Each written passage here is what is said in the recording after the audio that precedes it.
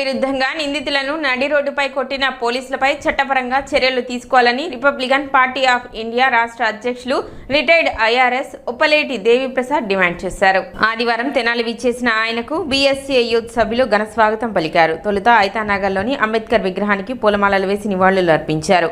అనంతరం నిందితులను శారీరకంగా బహిరంగంగా హింసించిన ఘటనపై స్పందించారు. కుటుంబ సభ్యులను అడిగి వివరాలు తెలుసుకున్నారు. పోలీసులు చట్టాన్ని ఉల్లంఘించారని వారిపై చట్టపరంగా చర్యలు తీసుకోవాలని దేవిప్రసాద్ డిమాండ్ చేశారు. కార్యక్రమంలో గుర్ర రామారావు, పిల్లి రాజు, నల్లపు నీలాంబరం, చుక్కా దేవరాజు, జిమ్మి సాల్మాన్, జాలాది మోజేష్, బొనిగల ఆదమ్మ తదితరులు పాల్గొన్నారు.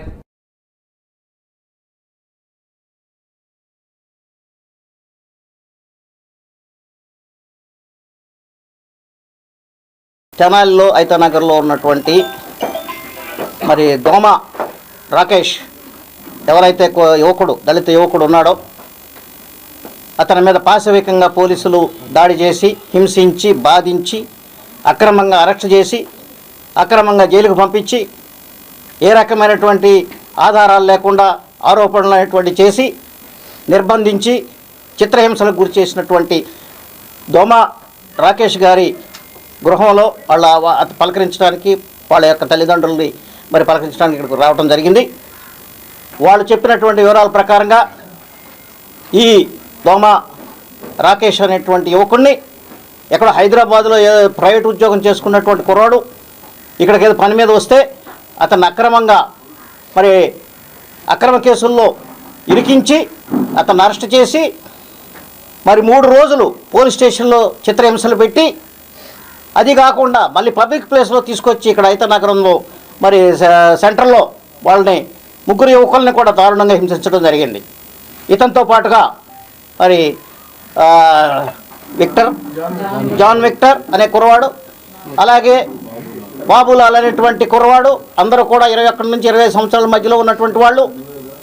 వీళ్ళని ఏ కారణం చేత మీరు బంధించారు? ఏ కారణం చేత నిర్బంధించారు? మీకు అసలు ఏమైనా సెన్స్ ఉందా అని ఈ పోలీసులను నేను ప్రశ్నిస్తున్నాను. మీరు చేస్తున్నటువంటి పాశవికమైనటువంటి దాడిని తీవ్రంగా ఖండిస్తుంది రిపబ్లికన్ పార్టీ ఆఫ్ ఇండియా. రిపబ్లికన్ పార్టీ ఆఫ్ ఇండియా అధ్యక్షుడిగా నేను ఇవాళ ఈ గ్రామాన్ని సందర్శించాను, వివరాలు సేకరించాను.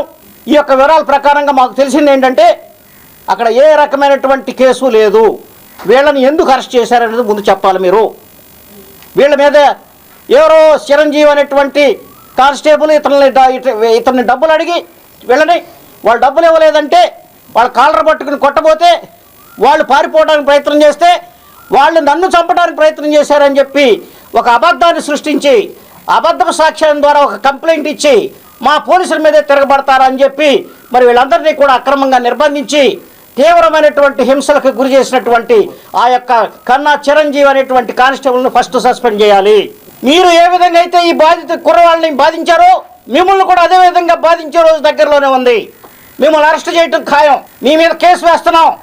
మిమ్మల్ని అన్ని విధాలుగా మరి పై స్థాయిలో అవసరమైతే హైకోర్టు, సుప్రీంకోర్టుకు కూడా వెళ్ళి మీ యొక్క మరి మిమ్మల్ని అరెస్ట్ చేసే విధంగా మేము ఇప్పుడు ప్రయత్నాలు చేస్తాం.